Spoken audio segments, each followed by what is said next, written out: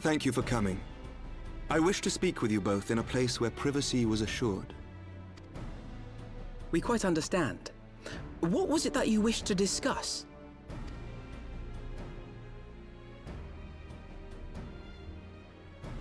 With my father's passing, the seat of the Archbishop lies vacant.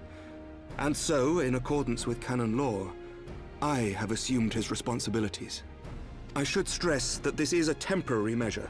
It was never intended that the Lord Commander of the Temple Knights serve in this capacity indefinitely. Quite the opposite. The statutes specify that I should surrender my powers as soon as a conclave of the senior clergy and the high houses have named a new archbishop. But in light of recent events, that would not seem appropriate.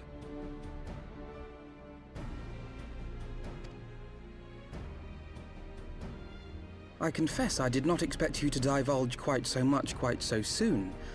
The details of the Archbishop's plans, perhaps, but the true origin of the war and all it entails? I too had concerns. But when the Warrior of Light is witnessed returning to the capital upon the back of a dragon, one's options are rather limited. Mayhap I could have concealed certain details, but for how long? And at what risk? Should the truth have come to light in the meantime, how would the people have viewed my silence? After 1,000 years of lies and secrecy, I could not well abuse their trust and hope to be believed.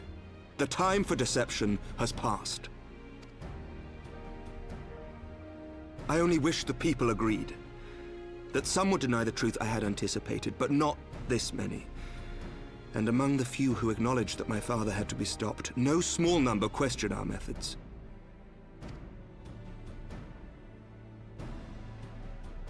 If they suspect a coup, it will not be long before some turn to violence. It has already begun, and that on both sides. Men and women of the cloth are being harassed in the streets. Some have even been assaulted in the Broom. Hilda and her people have formed a watch to help us maintain order, but such measures will not prevent the unrest from spreading. For all our talk of peace, the people remain frightened and confused. For their sake, we must bring the Dragonsong War to a definitive end.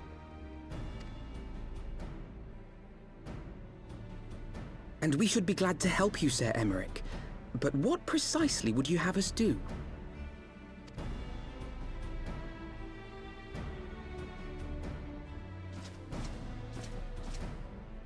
We wish to treat with the dragons of Annex Shrine. To that end, I would trouble you for an escort and an introduction.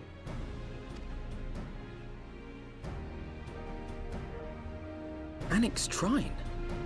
You would speak with Vidofnir, then? We must needs open a dialogue between our peoples. Acting as my representative, Lucia will extend an invitation to their leader, that she might visit us here in Ishgard. Were she still with us, I would of course have beseeched Isel's assistance in this matter. But as she is not, I must ask that you aid us in her stead. Will you do us this favor?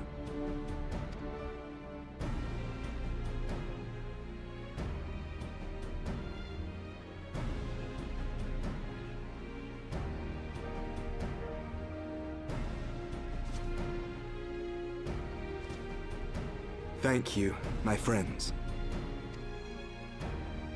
Lucia, I leave the rest to you.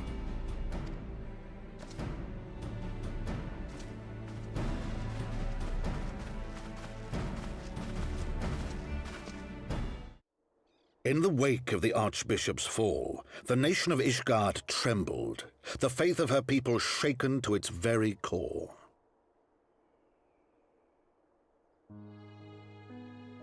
For 1,000 years had they fought and died, certain of the justice of their cause, only to be told that their holy war was born of the sins of their forefathers. What then for those brave men and women, thus stripped of their righteousness but to despair, to deny the truth and decry its speakers?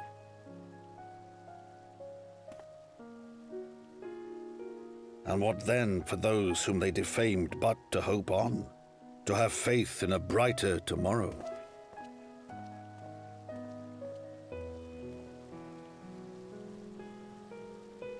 A tomorrow in which man and dragon might live together in harmony, then as distant as the very stars in the heavens.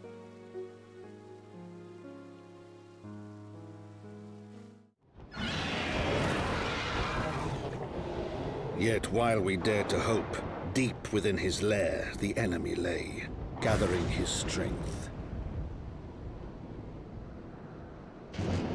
Nidhogg, now possessed of his 2 eyes and the body of the Azure Dragoon, prizes to which he had laid claim at the very hour of the hero's triumph.